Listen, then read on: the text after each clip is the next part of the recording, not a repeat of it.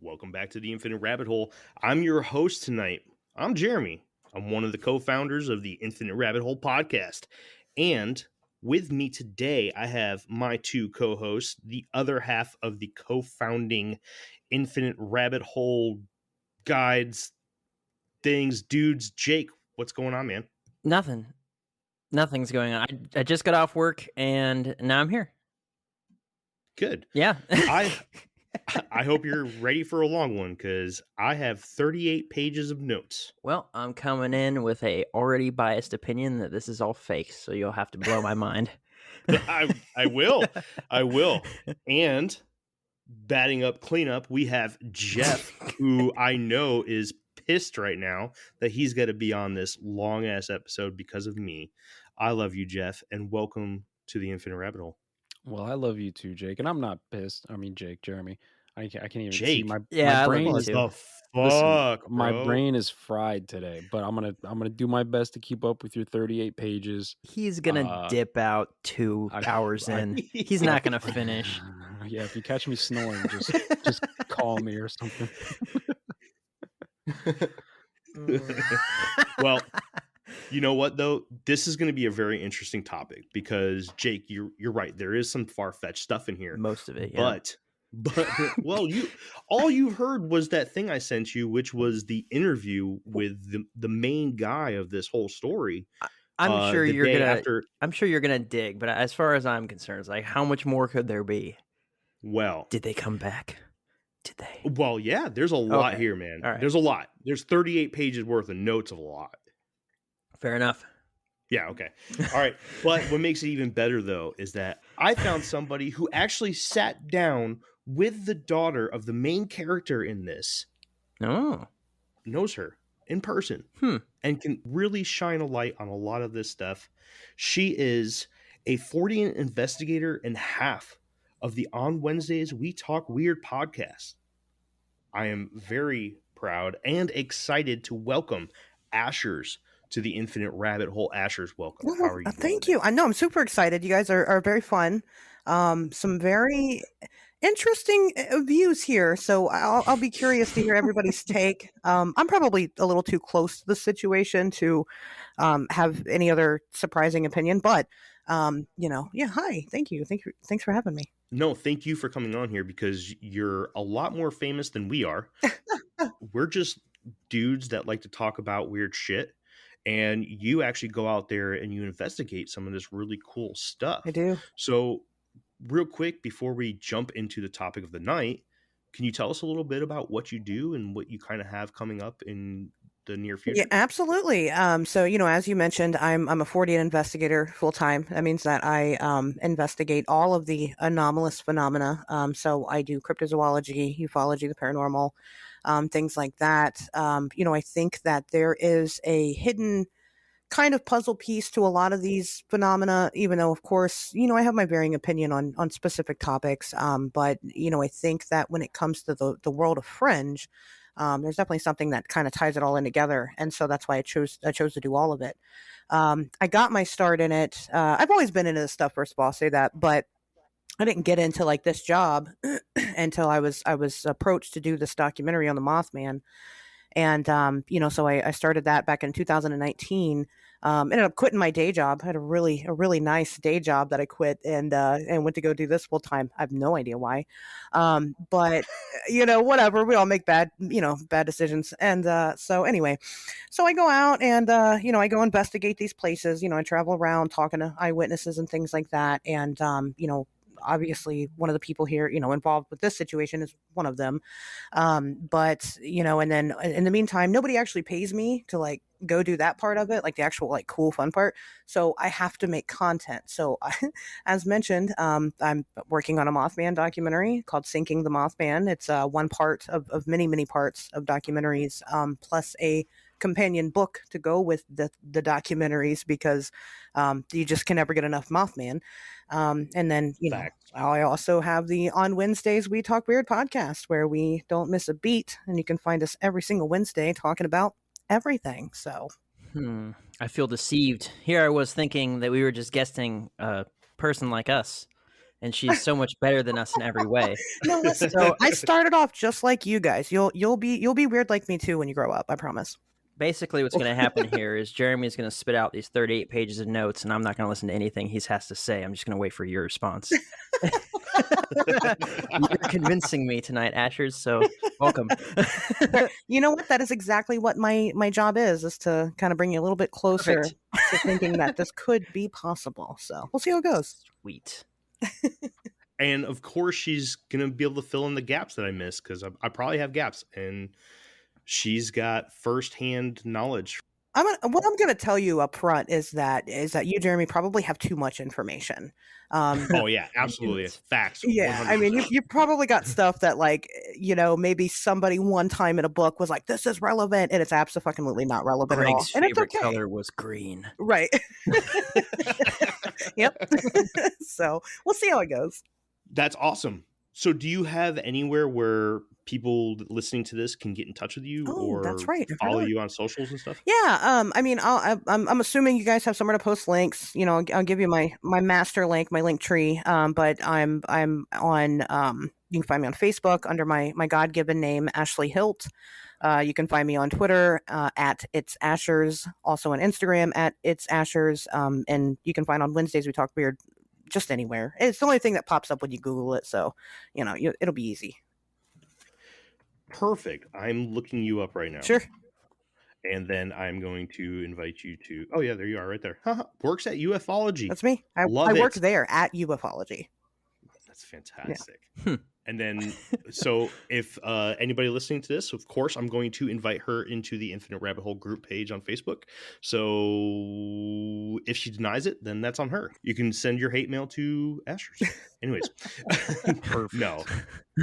But before we get going, I do just want to make a friendly reminder that we do have that group open now, and we have a lot of really cool stuff going on. Everyone's posting pictures and really cool facts onto the group page, and we're having a great conversation over there. So please check it out. Go on to facebook.com.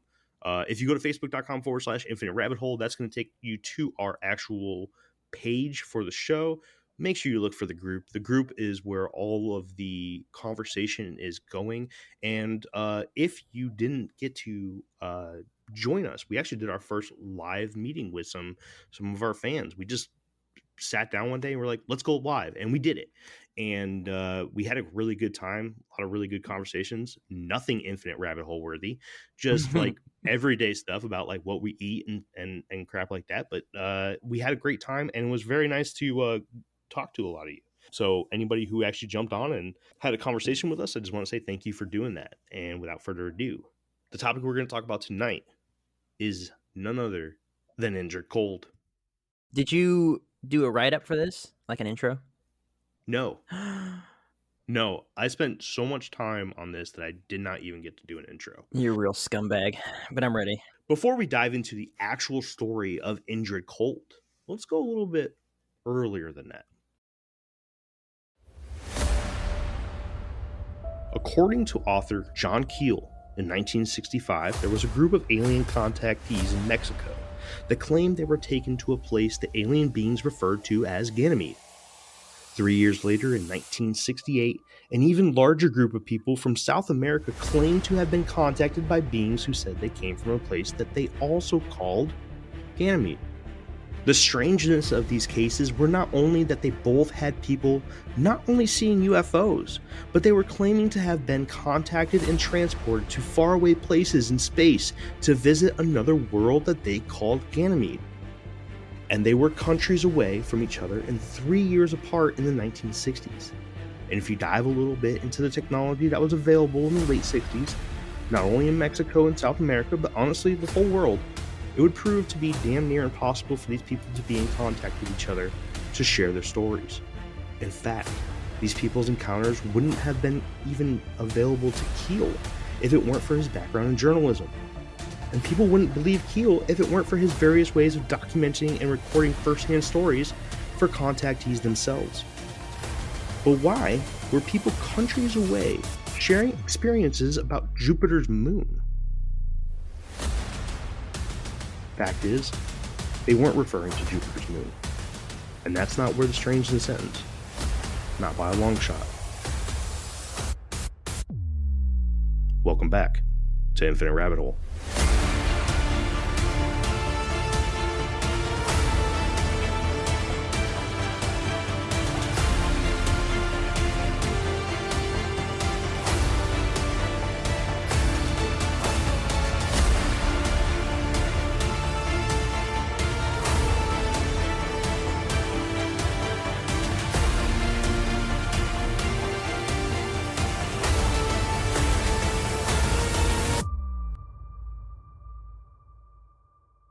I did do an intro. Okay, good. I was like, what am I supposed to do with this awesome song? I was about to throw my computer through the window. Like, I've been thinking about this for weeks. That's good. Was it good? That was good. Yeah, that was good. Oh, that's good. I'm impressed. You really do read Keel. That's wow. Oh yeah, no, I'm a reader. No, good for you. I'm very happy. We endorse that a lot on Wednesdays We Talk Weird show. So I'm proud of you for being able to read. Thank you. I don't know how to read. I'm proud of everybody that can read. If you can read, I love you.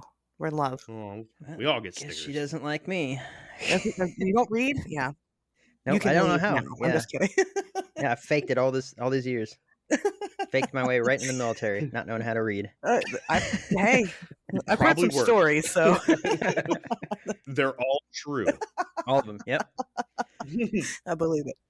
All right, so let's dive into Woody's first contact. On the night of November 2nd, 1966, Woodrow, a.k.a. Woody, was driving down Interstate 77 from Marietta, Ohio, to his home in Mineral Wells, West Virginia. Woody was an appliance salesman who had just started his career in the field after going on strike the same year at his previous career working for Union Carbide, a chemical and polymer plant that employed a lot of people in the area. As he was approaching the intersection of I-77 and Route 47, Woody noticed a set of headlights in his rearview mirrors blink off, then on. Back then, this was a signal often used for wanting to pass someone. The car passed Woody, and after he noticed that another car was coming up fairly quickly behind him without their lights on. As what Woody refers to as the quote-unquote the ship pulled up beside his car, he noticed that it was no vehicle he had ever seen before. The lightless ship pulled up in front of Woody's truck and turned sideways, blocking all lanes of the highway, and slowly came to a stop. Woody slowed down and pulled over onto the shoulder of the road before stopping his vehicle completely. During the entire time, Woody's truck and all the lights, radio, and gauges worked perfectly fine. According to Woody, the craft stood 45 to 60 feet long and resembled an old kerosene lamp sitting on its side. The center of the ship was large and tapered off as it extended left and right before it flared back up before the ends. The craft was dark gray, and even though there were absolutely no lights coming from the craft, it did glisten in the light rain. And the only sound he heard was a soft and steady flapping. Woody stopped roughly 8 to 10 feet away from the craft with his headlights illuminating its side. Very soon, after they had both stopped, a door on the ship had opened and a man exited the craft. After this man exited the ship, it rose into the air about 50 to 100 feet above the location, directly above where it stopped. Woody watched as this man walked directly in front of the headlights of his truck. By his best guesses, Woody described the man as being just shy of 6 feet tall, around 180 pounds, perfectly tanned skin, and black slick back hair. There was absolutely nothing off about this man except for that he walked out of a craft that just fell out of the sky. As the man stood in the light casted by the truck's headlights, Woody began hearing a voice in his head asking him to please roll down the window. Woody leaned across the front seat of the truck and rolled down the passenger side. But instead of walking to the passenger side, the man walked over to Woody's side and looked at Woody through the driver's side window and began mind-speaking to him, telling him to not be afraid. Followed up by asking, what was his name? Woody became very scared of the situation, and he found himself and discovered that it was hard to speak to the man. Then, as if the man could read his mind, his voice returned to Woody's head, stating that he could answer by thinking or by speaking, and that either way was just fine. Without Woody saying a word, the man replied, "Nice to meet you, Mr. Derenberger. My name is Cold." Immediately after introducing himself, Cold asked Woody if he worked for a living. Woody responded by explaining that he was a salesman, and Cold responded by telling him that he was what's called a searcher, followed directly with telling Woody that he, quote, shouldn't be frightened, and that we wished him no harm and only happiness. Cold was sporting a large grin and stopped with his arms crossed and hands under his armpits. He continued the conversation by asking what the lights were in the distance. Mr. Derenberger responded by telling him that the lights were the city of Parkersburg. Cold followed it up by asking Woody if this was a place where most people lived. Woody responded by explaining that some people surely did live there, but that most people lived in the surrounding areas and that the city was mostly for business and entertainment. Now, Cold replied by explaining that where he's from, areas like that are called gatherings. The conversation then took a slightly different tone. Cold told Woody to look at him and stated, I am the same as you are. I sleep and breathe and bleed even as you do. Have no fear. We mean you no harm. Now, a little side note here. This whole conversation was being done non-verbally, and Woody stated that he could hear every word clearly as if he was being spoken to. Now to continue. Cold continued by asking Mr. Derenberger, why was he so frightened? My country is not nearly as powerful as yours. Cold ended the conversation by telling him to report this experience to the officials, and that he would be back at a later date to confirm his story, and that he would be back to meet him again. Without any sign from Cold, the craft lowered back down, and the door opened back up, and Woody was able to see another man inside the craft. The man closed the door after Cold had entered, and slowly began to rise off the ground, and by the time it was above the trees, Woody took off as quickly as he could. So that's the story of how Woody met Mr. Cold. What do you guys think? First thoughts. No, it's the best love story of all time. What's the location of this again? Right outside of Parkersburg, West Virginia. Okay. Here he goes. Yep, come on. I'll be back. What's around there, buddy? So I noticed right away that it said that the vehicle or the craft didn't interfere with his vehicle's electronics, which seems to be a signature of every single UFO craft sort of experience is electronics fail. So for me, that's either a more realistic version or it's so far out of it that it's more lends into it being made up. I'm happy you picked up on that. And I'm actually surprised you didn't pick up on something else too. But let's talk to Asherz real quick. What do you got, Asherz?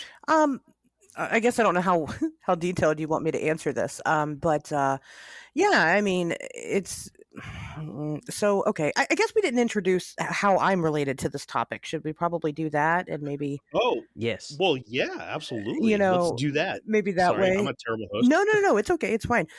So I'm actually very close with Woodrow Derenberger's daughter, Tanya Derenberger. And, Woody's dead now, but Tanya still continues to tell the story. And so, I've met with Tanya, I've talked with Tanya, I've gotten kind of more of the inside story rather than just the books and whatever you might find, elsewhere. So, I mean, from Insight, I guess I'll mention this too. I went there. I was there, standing there at the same spot where they met each other, Indrid and Woody. And, of course, I went, was Mothman Festival weekend in 2021. So it's a lot different now. But I can imagine that during the 60s, the area at the time was probably pretty desolate. And there wasn't a lot of things around, because it is like, I mean, that's kind of West Virginia anyway. It's like a bunch of nothing, and then like 5 buildings and then a bunch of nothing again. Right. But, that's just the kind of the area. But, this little area, it's got a little bit of a, they have like a Dunkin' Donuts there. I know, because that's where we met Tanya at the first time. And nice. yeah, so it's like well right established. It's well established, yeah. Sure. I mean, it's all they got there. They don't even have Walmart. They got to cross the border for that luxury. But anyway, so well established. Okay, right. So we went, and I could definitely see how the area could be very. Because Woody doesn't really mention other people out on the road, right? He doesn't really talk about how if there was any other passing cars that could have potentially saw this. However, And I'm surprised maybe this wasn't mentioned yet, but maybe you just haven't gotten there. A group of guys in a truck actually claimed that there was this. They saw the same ship. They reported that separately. They saw the same ship that was trying to stop them on the same stretch of road. They didn't fall for it. They got the fuck out of there. They're like, nope. So that's interesting. I do get to that though. Okay. Just let you know, I do get there. Okay, you want to talk? Okay, talk about. I'll let you do your job. No. Please keep talking. I just want to let you know that yes. She's like, all right, I'm out. You know what? No, it's okay. You told me to come on this show, asshole. No, it's fine. It's fine. Like I said, I just don't know how much you want me to really, take off running and get into it, or what you want me to do. No, but say whatever you want to say. I'll just repeat it. I think that making the point that there was no interference with the vehicle. I think that is important because you're right. That is something that happens a lot in these on the road, UFO encounters. However, when you take into account the fact that there was a car that was attempted to stop previously, and then it just kept going, and they obviously didn't meet Indrid, right?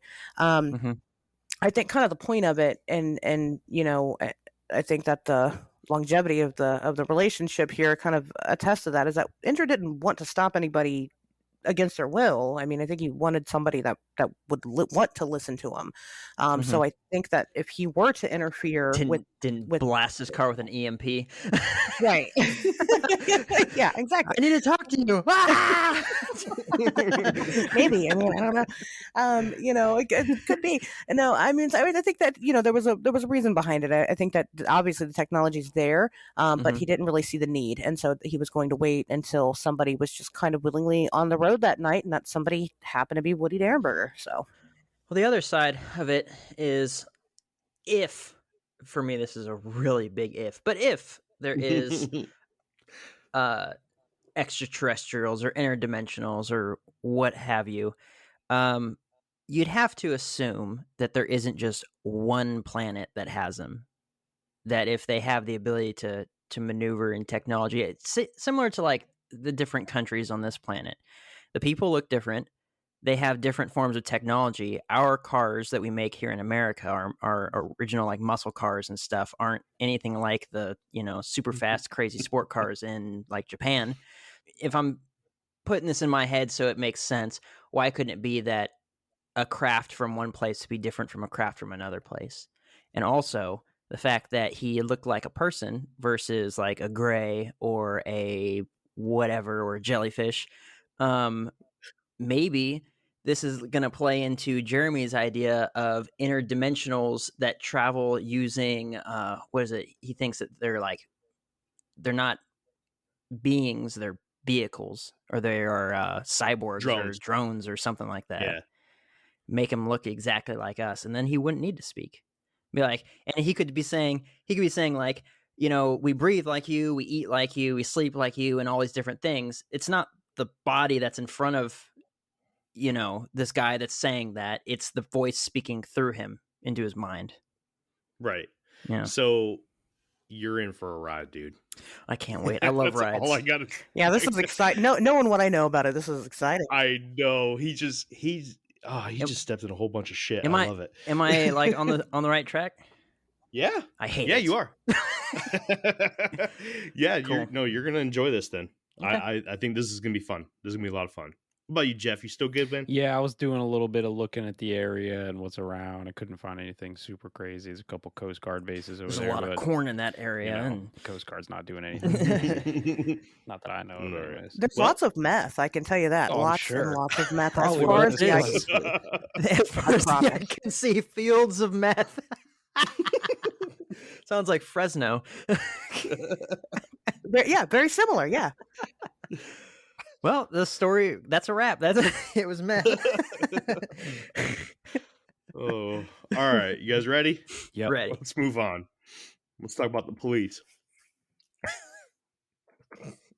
Fields of meth. Gosh. Very nice. All right. I'm trying to be serious here. Stop it. All right. Woody arrived home and asked his wife, Catherine, to come into the kitchen to talk with him. When she got to the kitchen, she saw that her husband was very distraught and asked him if he had been in an accident that had killed someone. Woody assured her that that was not the case and began telling her what he had just witnessed. She was worried about the incident and recommended that Woody call the police. When Woody was on the phone with the police station, he became very upset and found it very hard to form the words he wanted in order to pass on his story. So Catherine took the phone and did her best to retell his story. When she was done, the officer asked her to hang up and that he would call her back momentarily. 10 minutes later, the phone rang. The officer asked Catherine if Woody was still upset and if he needed to go to the hospital. She replied that he was doing much better and that she didn't think he needed to see a doctor. The officer on the line told her that he wasn't crazy and that he shouldn't feel bad. They received 2 other calls about similar events that night on the same stretch of road. Let's dive into the very next day. The next day, Woody headed to work at around 8 o'clock, where he told the employer about his experience from the night prior. Of course, he didn't believe the story. Put a little note on this for later. At around 10 a.m., a producer from the WTAP TV station in Parkersburg came into the shop and asked Woody if he would be willing to go public that night. Woody agreed to do it and arrived at the TV station at 2:30 p.m. Waiting for Woody's arrival at the station was a representative from the Parkersburg newspaper, Sergeant Plum from the Parkersburg Police Station, Sergeant Van Vender of the West Virginia State Police, Air Force personnel, and many other people that Woody didn't know. Woody answered their questions until about 6 p.m. and would find out during his interview that many other people had reported something very similar, and most had described the exact same strange craft as Woody did. These other reports were reported to city and state police as well as many other different radio and TV stations.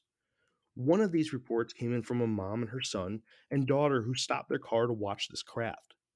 The police station believes that this encounter happened immediately after Woody's encounter and may have even been the ascent from the incident with Woody Derenberger that this family was watching.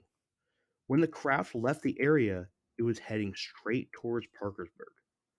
Another man reported an incident where the craft was hovering over his car and shining a blinding white light over his entire vehicle on the same stretch of road. 2 truck drivers reported being stopped by a vehicle they described as being very similar to the one that stopped Woody's John Keel. These men did not want publicity and stayed anonymous. We will be talking about this encounter in deeper detail a little bit later on. After the interview, Woody headed home and arrived around 6:30 to a crowd of people in his yard. Some he knew, most he did not. They all wanted to hear Woody's story again, and some even came forward to him about their own encounters with the craft in the area. At 2:30 a.m., Woody asked everyone to leave since he had work the next morning. Hey everybody, bear with us while we take this quick break. Hey guys, I'm Asherz. And I'm Pat O. And every Wednesday we talk weird. It's a weekly podcast bringing you the latest in Cryptozoology, ufology, conspiracies, the occult, and all the latest in 40 and news. Everything from the ooky to the spooky. It's like Coast to Coast AM for people who fuck. Search for On Wednesdays We Talk Weird anywhere you get podcasts. See you guys next Wednesday. All right, guys, let's talk. Again, I guess the reason I'm here, I can tell that story from the perspective of little Tanya at the time. And when Tanya talks about it, she says, she remembers her dad came home and he was just completely white as a ghost and just very shocked. And she said it was very much unlike him because he was always, he wasn't a very emotional guy. And, obviously this shook him to the core. And so the kids were ushered off and, go to bed or whatever. But they all stayed up and kind of huddled around the door and listened to the story. And they thought it was pretty wild. So then they had woken up the next day, and Tanya said they'd woken up to a house full of all these weird people. She says that, it was very interesting. And she says that, now it could have just been the fact that she was a young child. But she believes now as an adult, and I think she was like 4 or 5 when this had happened. She was pretty young, but she says she believes now as an adult that one of the people or a couple of people that were there were actually the Men in Black. Then again, Tanya's trying to write and sell books on the topic. So who knows? I mean, could she be embellishing that part? She could. But I do find it interesting that she had made that connection later on, because I could believe it. I also find it very interesting that there were people from, you mentioned the Air Force personnel came down from Wright-Patterson Air Force Base, which, if you, and I'm sure your listeners probably have a little bit of insight into it. That's where all the, Project Blue Book and all that comes from. That was definitely, very topical at the time. So very interesting. I think that's a very interesting take on it. You said Wright-Patterson, and I felt Jeff's ears perk up. Yeah, I was just going to say, the whole Project Blue Book thing. I mean, I'm going to say it probably for the 500th time, but this seems like some sort of operation to seed the alien thoughts into people's minds, make everybody think that there's UFOs and aliens. It's like a long con for the Project Bluebeam situation, in my opinion, so far. Very interesting. That's an interesting take. That's a very interesting take. I personally, I don't know if you want to use this or not. You can if you want to. Wright-Patterson Air Force Base is a place that I investigate. I have 3 people that I talk to, 2 of which actively work there now. One's a contractor though, and so he comes in and out. One's actively on base at all times, and then the third one that I talk to is a dying man. And what's amazing is that it's a large base. I mean, bases typically are, right? You guys would know. They're usually really big places. These people don't know each other, and all of their stories correspond with one another. It's insane, and it's pretty wild. The one guy that I talked to, I can't. It's kind of fucking weird, and I'm surprised I haven't he hasn't murdered me. But I have to we have to go out in the middle of fucking nowhere with no cell phones for me to talk to him. He's not about it. But like I said, he tells me some shit. So the man that's dying, this things that he says, I found that as a happy accident. But he was the first one I started interviewing. And then I started interviewing a contractor. Then I got a hold of this guy, and it's pretty wild. Like I said, I'm not going to share too much about it. I could tell you some shit off air that'd blow your mind though. Please do. I might. That's don't want to get you in trouble, but Sure. we have ears that love to hear this shit. I understand. They'll call us shills again. I'm I'm trying. I mean, it's hard. I'm like, because the one guy, like I said, he's dying, and I'm like, well, do I share this afterwards? And we've all I've talked to the man's family. I'm like, what do you guys want to do? What do you want me to do with this information? It's really hard being a secret keeper. But very interesting stuff. So anyway, I thought that the Air Force connection was, just extra strange in this situation. Why were they so interested to hear the story? And again, I can't confirm that there were actually men in black or not there. I don't know. I was born in the 90s, so I wasn't there. But she does mention it, and I think that's important. So Absolutely. So this agreement to do this interview at the TV station, is that what you sent me and had me listen Yes. to? Okay. Yep. I was wondering where that fit into everything. Like, how long after the event did he do this TV interview? So Literally the next day. very fresh. Yeah. That's So good. just for anybody listening, what Jake is talking about, a few days after this episode goes live, I'm going to go ahead and post that to the Facebook group.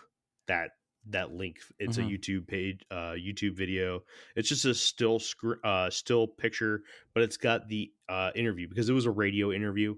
It wasn't on the TV. Correct me if I'm wrong. No, it wasn't. But- It was audio only. Right. Okay. I just didn't want to sound stupid there because I didn't really. Well, and I believe it wasn't actually. I mean, he did talk to the media, but I believe that interview portion wasn't actually just for the media. I think it was like a press conference that he had given. Yeah. And so the media was there, the police were there, the Air Force. I mean, everybody was there listening to it. Right.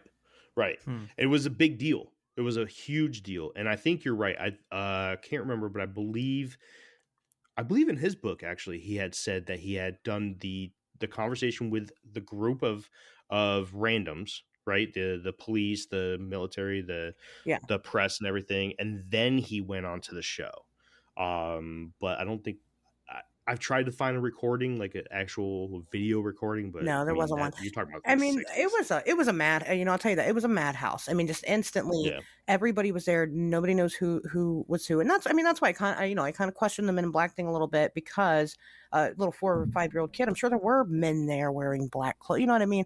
But then again, if you're trying to hide some super secret agency, what better way to do it amongst the circus and the chaos of all these people kind of coming in and out of this area?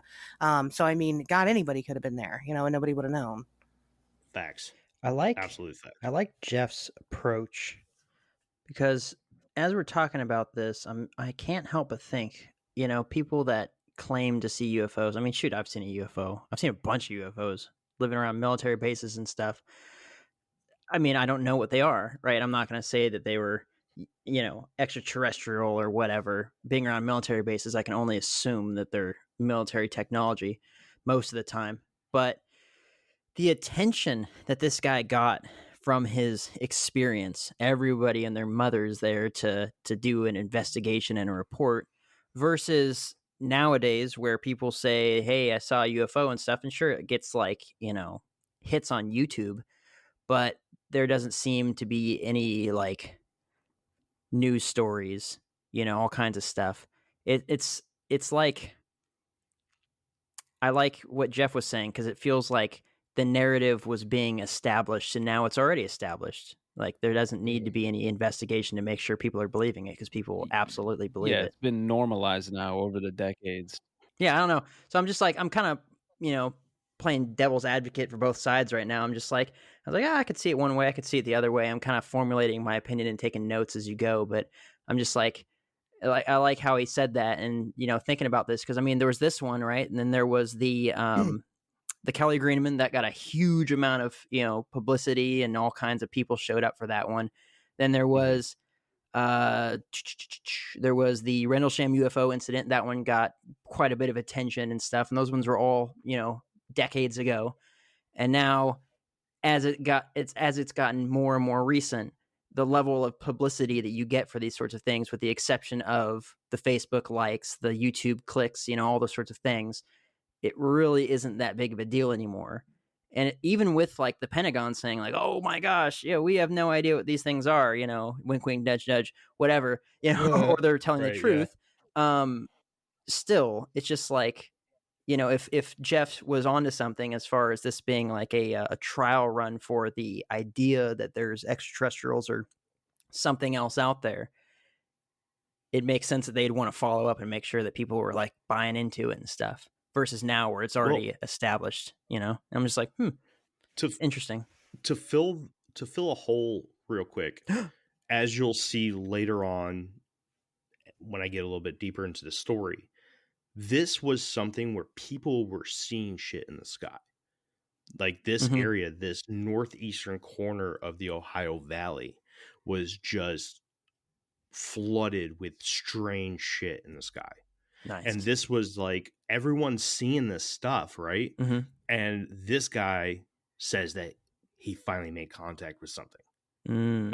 Like there was, this is the what made this so popular is that this guy says that one of those damn things came down and talked to him. So that's why everyone was so excited. The hype was real. Yeah, I believe it. Asherz, did I miss anything there? Does that sound about right to you? Yeah. Oh, yeah, definitely. I mean, you know, and I know you're going to get into it. But when Woody met Indrid, it was 10 days before the Mothman sightings happened. About 40 miles, and not even 40 miles away. It was in that area. And so, I mean, you know, it's very topical. You know, UFOs were hot at the time. I mean, that was the trend, I guess. You know, so I'd agree with that. You know, I think that the hype was generated. It was like a build. It just kind of continued to grow and snowball. And then, you know, not just that, the events, obviously, of kind of what was taking place and what was going on in this weird area of the world, you know, were also ramping up. So, I mean, people were seeing the lights, and then they're getting bored, and then the lights are getting closer to the ground. Now they've made contact. And so, yeah, I mean, I would agree with that. Very exciting, especially when you have nothing to do except for meth in the 1960s in West Virginia. And I mean, the cool thing about like Jeff's theory of this is that it doesn't take away anything from the people who experienced it. It just that they were deceived and they didn't know it. They had their experience and it blew their freaking minds. And as far as they knew, I'm talking to an alien right now, or someone who claims to be an alien right now telepathically, you know, and that's their experience. but it's everything outside of that individual experience that they had that is all that extra crap. So it's just like, Mhm. so it's, I mean, I like it. I'm digging it so far. The best way to run a conspiracy, right, is to make sure that the people who are participating in it actually do believe in it. And so, when you have people that, when you have to hire actors and things, that's when it becomes kind of weird. Then you got a lot of people that keep secrets and things like that. So if you're going to stage something, and I'm not saying that this is the idea that I necessarily subscribe to, but if you're going to, then you getting genuine people, genuine reactions that aren't going to tell all your secrets would be the best way to go about doing that. It's just odd to me that these types of events always happen in the middle of nowhere with like one or two people. It's like they don't ever land in the middle of Disney World or like in Times Square at noon. You know what I'm saying? Yeah. We get into that too. Because people would see the wires. They have to do it at night in the woods. It's a known thing, Jeff. Get with the program. Sorry. Yeah, idiot. Sorry. I love you, Jeff. I love you too, bud. True love, man. The next day, on the 4th of November, 2 days after his first contact with Mr. Cold, Woody was driving home from Pomeroy, Ohio, with a friend. Driving south on Route 7, Woody began to feel a strange feeling in and around his head. He described it as a light tingling. Later on, the passenger of the vehicle also claims to have a strange feeling come over him as well. Woody claimed to know that Cold was attempting to contact him telepathically, which Woody reluctantly accepted by thinking a thought to Mr. Cold. Cold told Woody that he thought he should slow down and drive safer. His craft was hovering over his vehicle very high and that he was following him. This time, Woody claims that he is much more accepting of the situation and knew that this was sitting better with Cold. Cold continued his conversation with Woody by telling him that he comes from a planet known as Lanulos in a galaxy called Ganymede.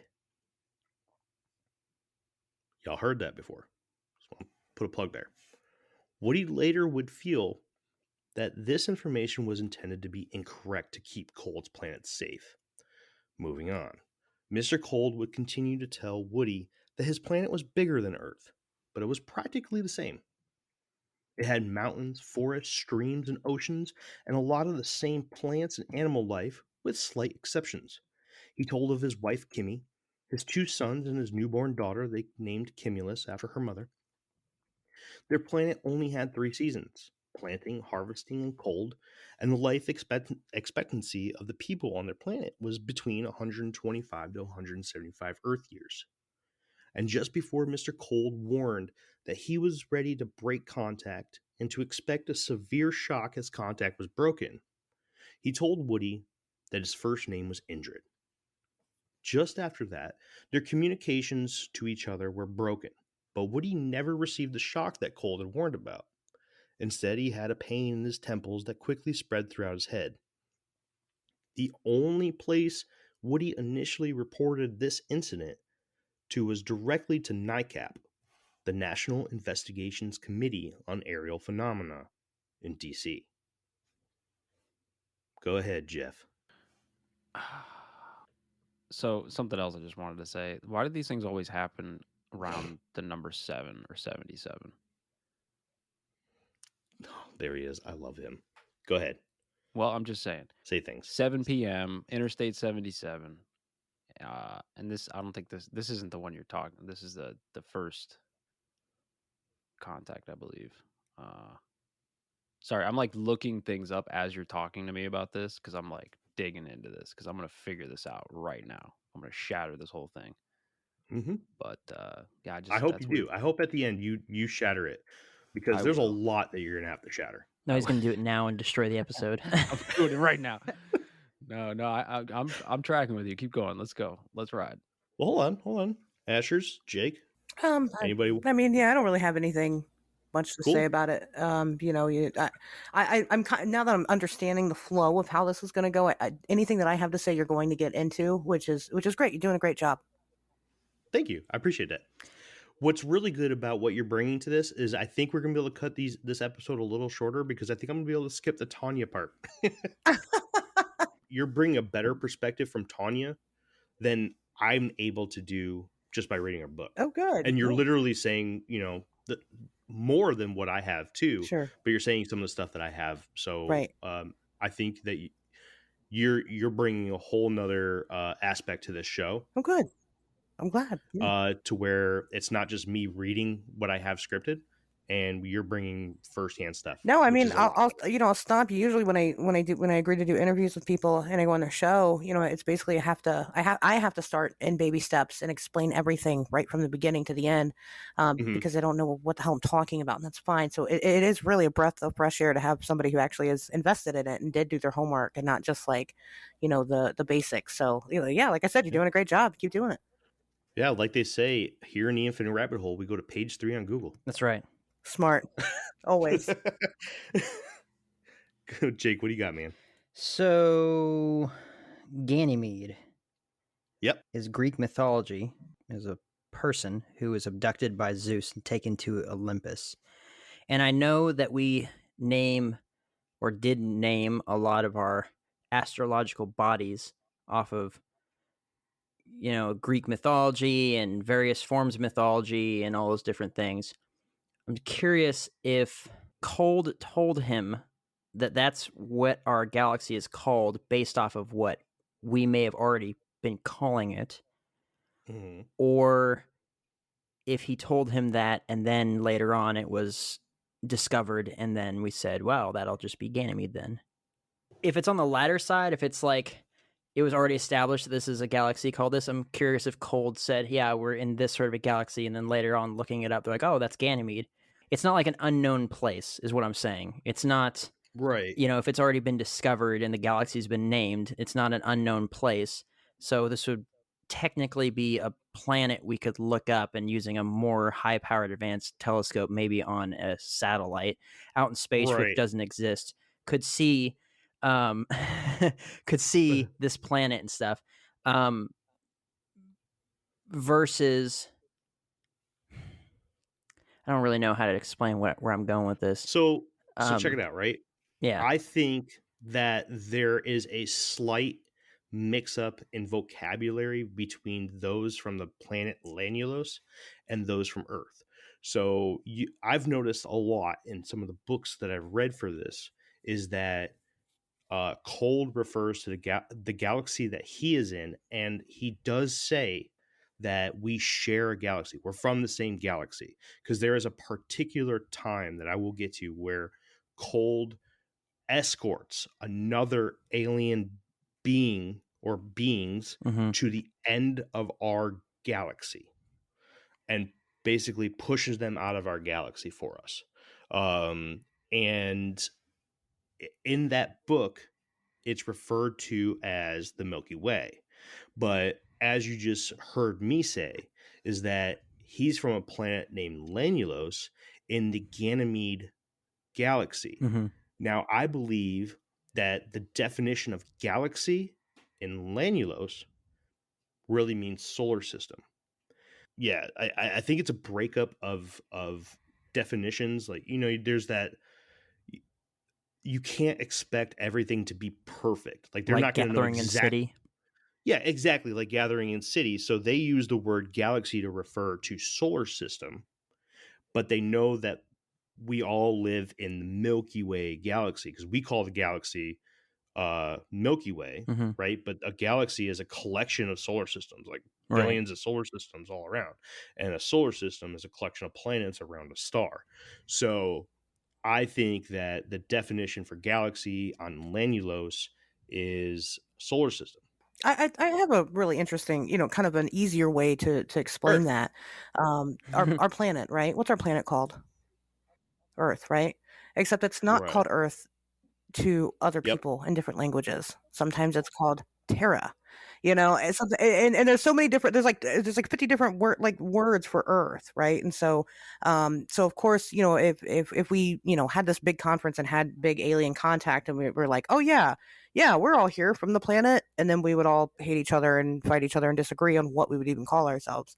But we all mean our planet, so I think, so that's basically what you're trying to say is, of course, us, dumb folk that speak, English, we can't comprehend it being called anything besides Earth because it's Earth, right? And so that's where I think it comes from. It is a breakdown of just kind of words and semantics in that regard. So correct me if I'm wrong. You're saying either it's just name something entirely different, or this could possibly be like, considering it, I'm certain if it is an alien that they would have their own language. So this would be his second language, or however many places he's visited, a number of languages. And it could just be misspeak. Like when someone's learning, like if I were to learn Spanish, I would probably misspeak quite a bit in trying to formulate a sentence or whatever, or a thought. Yeah, it could be either of those. Yeah.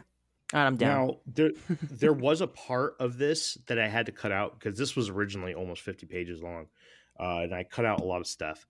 And one of those extra pieces of information that Asherz was talking about earlier that I probably had was that there was a theory that the Lanulosians actually perceived time faster than us. So in a lot of the accounts of people in contact with somebody from Lanulos, they described them speaking very strangely, like as if they were trying to slow their words down, like they were used to speaking faster. And I think it's because, and we'll get into this part a little bit later, but I think that they perceive time differently. We would have to go, welcome to infinite rabbit hole, right? And they think that that's what they were doing. So not only was it a mix-up of, not just learning a different language or learning a different dialect, but they actually had to change the way that they speak too, in order to be able to be understood by human beings.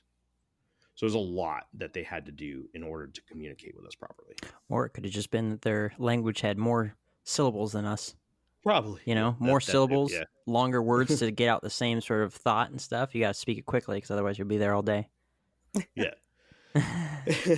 And don't worry, guys. This is a very long topic, and it goes very deep. Hold on. We're only an hour in. I thought of something that I wanted to bring up, and then we got on this topic. Go for it. So I wanted to, again, Tanya's perspective. I'll be her voice.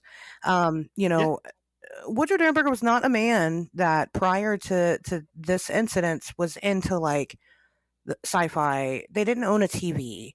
You know what I mean? Like they weren't, it's not like he sat around reading these, super cool sci-fi books or anything like that. He didn't have any type of interest in this type of topic until he had this incident.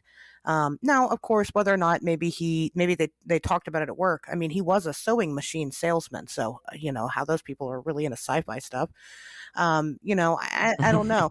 But yeah, according to Tanya, he didn't have a history in this. Some people like in the Betty and Barney Hill case, they're saying that they were it was inspired by, what was it, The Outer Limits. They were saying they had similar, because that ran on TV, and so they must have seen it. And no, they had no idea what that was. Very similar to Woody. I don't think they ever compared it to anything. But yeah, I mean, he didn't have his hand in these type of things. So it didn't really make much sense for him to just kind of come up with all of these strange otherworldly themes, because he really had no way of knowing. And again, when you're living in, where he was, West Virginia, it's not like education is wildly abundant there. I mean, not saying he was a dumb man or anything, just the resources weren't there to begin with for any type of extensive cultural education at the time. And just because it's the 60s, that didn't really exist. So I think that's also of note, about the type of guy he was pre-Indrid. So, and that is why I love this story. I hate to burst your bubble, but yeah, sewing machine salesmen, huge sci-fi nerds, like total Trekkies. Yeah, maybe I can probably see it. That is a good thing to note. I'm going to write that down to kind of build my conclusion, because that is a huge factor when it comes to this stuff. How involved were they prior to their incident in this sort of stuff. Would they be willing to make something up about this? But in this circumstance, it seems like that would be a pretty heavily leaning no. So I thought you were saying that like the fact that he's a sewing machine salesman was the factor. And you're like, oh, that's huge. That just totally breaks open this whole story. Huge, yeah. No, I know the truth. Yeah, what's his propensity to sci-fi stuff? So not much. The amount of attention that Woody and his family received after the radio interview was way more than he had anticipated. He received phone calls from all over the country, letters from all over the world, and people were showing up at his house at night to watch the skies. On most nights, 25 to 30 people would show up, and some of them would even knock on the door to personally ask questions and hear Woody's story. Woody worked mostly in the evening, so often his wife would be left alone with his children while strangers piled up outside and knocked on their door. One night, Woody arrived home late from work and noticed that there was an unusual amount of people parked by his house. His wife and him estimated at 150 individuals. It became obvious that this was too much when he noticed men in the trees with shotguns. Woody called the police to remove the people from his property, but as soon as the police left, most of them came back. The effects of all this attention began to find its way into the lives of his children, Charles, age 7, and Tanya, age 3. Charles was being bullied at school, and both children were having a very difficult time falling asleep due to all the noise outside at night. Both children suffered from nightmares on a nightly basis as well. Woody's sales began to drop drastically, and since he was a traveling salesperson living off of commissions from his sales, the attention began to affect the Derenbergers financially as well. Nobody was buying from Woody anymore. Everyone was familiar with his story, and most thought he was crazy. Those that did reach out to request a visit from him to discuss the sale of an appliance only did so to talk to him about the UFO, and had absolutely no interest in actually buying anything. This resulted in his family having to move and sell most of their furniture. They moved into his wife's family summer cabin and were able to find peace for about a month. But soon after that, the UFO craze found them again. Their new home was set on the banks of the Kanawha River, but soon after they moved there began a very large flap of UFO sightings along their section of the river. Someone then found out that the Derenbergers were living there and contacted the local press, and the stories that came out claimed that the large rash of UFO activity was in fact due to Woody and his family's presence, and that they were contacting him in private. The crowds began to form on their lawn again, and this forced them to move. This time to the dead center of Vienna, West Virginia, with the idea that hiding in plain sight might be the way to go.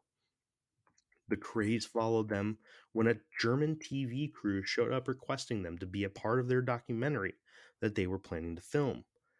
This was too much for his wife, Catherine, as she left him with their children and moved to Cleveland, Ohio. Woody soon followed them to Cleveland, but it was too late, and they were divorced in 1970. Was there ever any thought for this man to write a book or anything like that where, he's losing money and people are constantly asking for his story? Like, he could have just, even if it was like a pamphlet, he could have just written down his story and sold it. He did. It's called Visitors from Lanulos. It's where I got this information. But like how soon afterwards, because he was hurting financially. So within that time period, it could have just been like, I should just write this down and sell it, It wasn't. I don't have the exact time frame, but I know it was roughly 10 years after. Yeah, it wasn't immediate at all. Yeah, it wasn't. Because that's unfortunate. Look, whatever we may say about the validity of the story, as far as like outside of his experience, the fact that he's losing money and his family's hurting because of the opinions of people that are outside of this experience, it's very unfortunate. And hindsight's always 20/20 as far as like, man, I could have capitalized on this and stuff like that. But it's just like, I don't know. it's hard to hear that. It's like if this ever happened to me, if I ever had an experience like this, I would never tell people where I lived. Like, I just want the attention, you know. I mean, nowadays I live on base, you know. Go ahead and storm the gate. Go, I dare you. But it's just like, you know, I wouldn't want that attention. You know, it would be awful, you know, and it would be unsettling, you know, constantly having people following you around and stuff. Like, you have no idea what's the intentions of these people. You know, it's just like Tanya said there was never not anybody outside, and not just like one or two people, but like groups of people. They would hide out in like the bushes and things like that, trying to catch a glimpse of Indrid. And you know, it was just constant. It was constant. You know, rumors going around. I mean, the kids were being followed, you know, everywhere. They couldn't really leave the house without escorts and things like that anymore. It was a lot. It was a lot of attention. You know, and it wasn't just Woody. I mean, it was the whole family. You know, so when his wife, you know, went to go leave, and this is the part of the story where, because I was always, I guess people might find this surprising, but I was always a skeptic of the Indrid Cold story, and until I started digging into it. And, you know, once I did, and I realized that, you know, his wife divorced him. And when that happened, she maintained to the day that she died, wasn't because Indrid wasn't real. As a matter of fact, he is very real. It's because she couldn't deal with the attention anymore that it was getting. So, I mean, you know, if you're going to divorce your husband and you're going to try to distance yourself from that story, if it didn't actually happen, why not just then come out and finally say, listen, this didn't happen? But she, you know, she never did. She said, Indrid's, you know, I've met him. He stays at her house sometimes. You know, they were all very close. You know, she's helped take care of the kid. Well, we'll get into that, but, you know, he would bring his kids and things. And I mean, the whole families would hang out together, but they didn't have anybody else either. You know, they really just had the, you know, the Cold family and then the Derenbergers.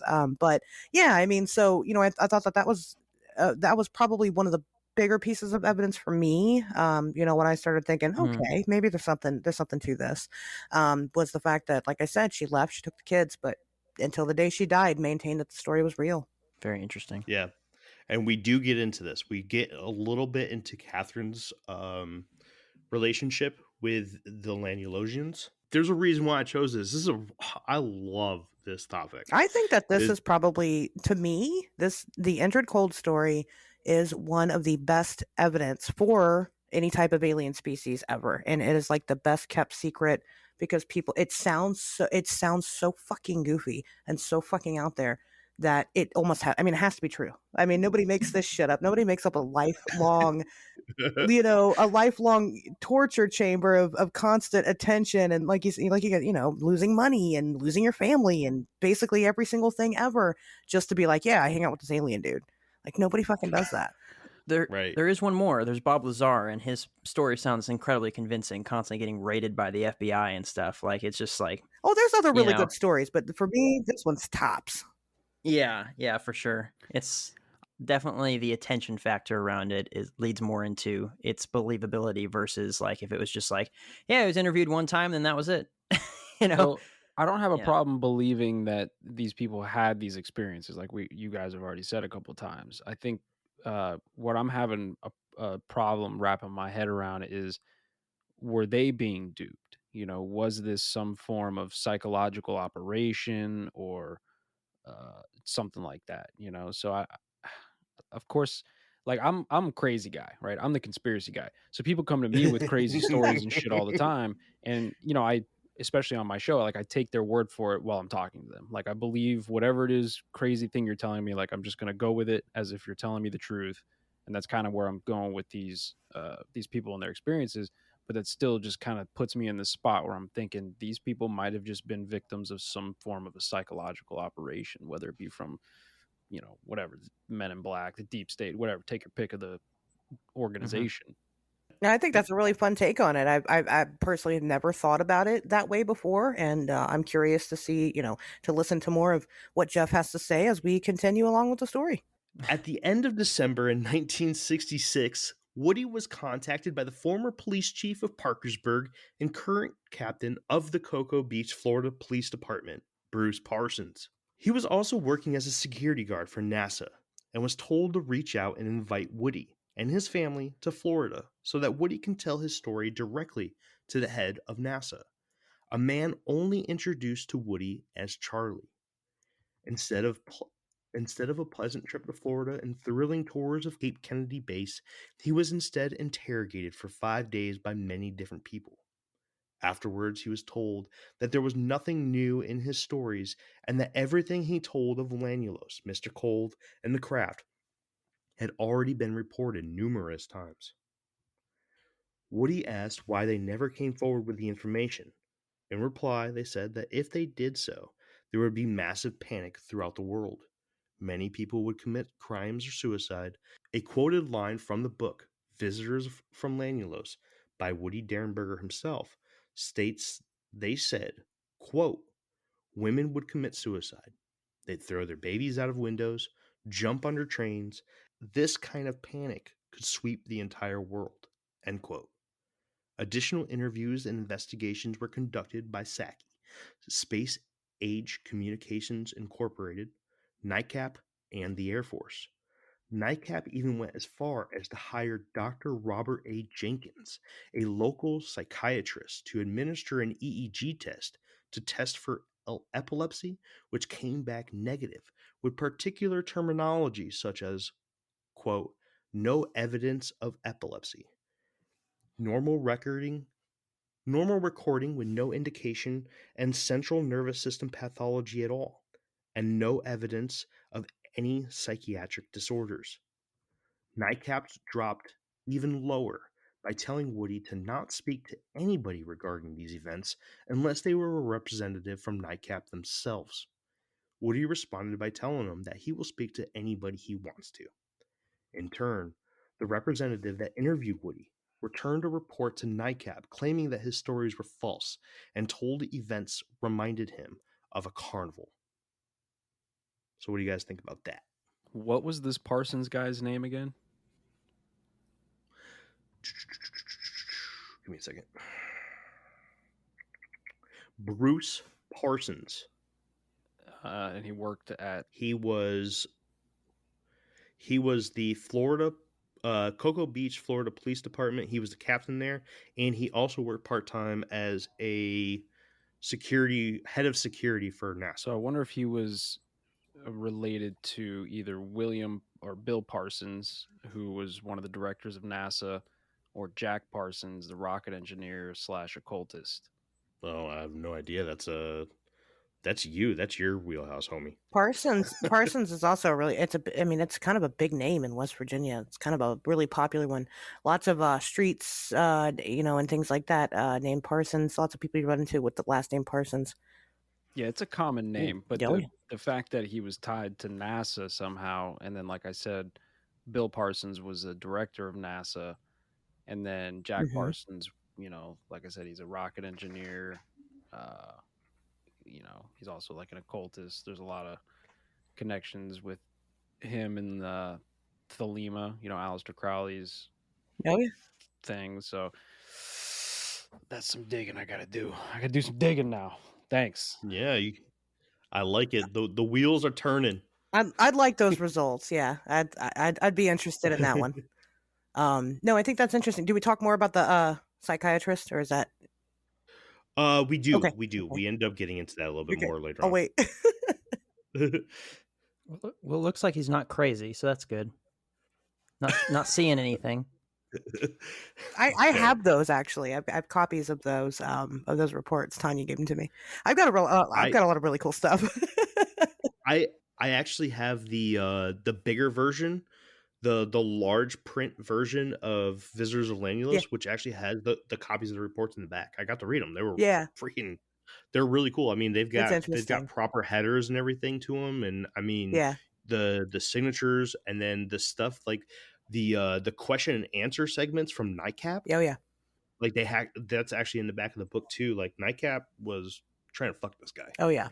Well, the politics were strong. And let me just mention that isn't that isn't particularly unusual because we see that now with MUFON.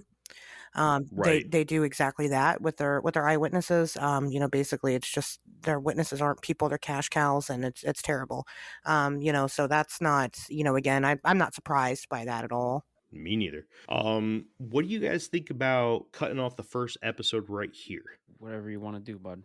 Well, this is an hour and 12 minutes in.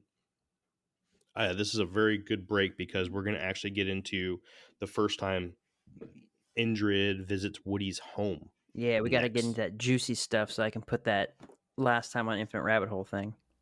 Yeah. Are we in agreement? This is a good place to stop? Yeah. Okay. Asherz, are you gonna stay with us and record episode 2 tonight too? Yeah. Cool. Yep, I'm here for I'm invested, so. Okay, because we're on page 8. 7. Okay.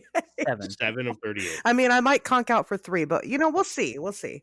All right. Well, this is where we're going to cut off part 1 of the Indrid Cold series. Now, I said series because this is going to be a long one. You're going to hear a lot of Indrid Cold on Infinite Rabbit Hole for a good couple weeks. There's a reason why we held this off for our season finale, is because this is a huge topic, and we just scratched the surface, literally just scratching the surface about this insanely awesome story. The details are incredible. The journey is insane. Everything about this, you are not going to want to miss it. So, before we log off for the day, Asherz, I just want to say thank you for joining us on this episode. And she has already given me the thumbs up that she will be here for part 2 of part we don't know yet. And before we log off, let everybody know one more time where they can find you. Yeah, sure. So you can find me on Facebook under Ashley Hilt. I'm the one with the red hair. You can also find me on Twitter and Instagram at It's Asherz. With a Z. You can also find on Wednesdays We Talk Weird, literally anywhere that you listen to podcasts. But I'm excited. I'm excited to time travel with you guys and be here for the future episodes of this Indrid Cold series. It's been a lot of fun. If anybody's here listening, because I brought you here from my show, I'll tell you. I don't know how much exactly is going to be edited out of these episodes, but let me tell you, this guy knows his stuff. I'm impressed. So that's awesome. Well, I'm trying to make a name for myself in this community. So I am thrilled to hear that come out of you. Really, really am. I got a big old grin on my face, and I'm going to step off my soapbox now before I float away. All right. So next week, like Asherz said, we are going to time travel, and we'll see you next week. All right. Thanks for stopping in. Bye. This path of the Infinite Rabbit Hole. Bye. Bye. Asherz, would you like to say bye? Bye. Bye.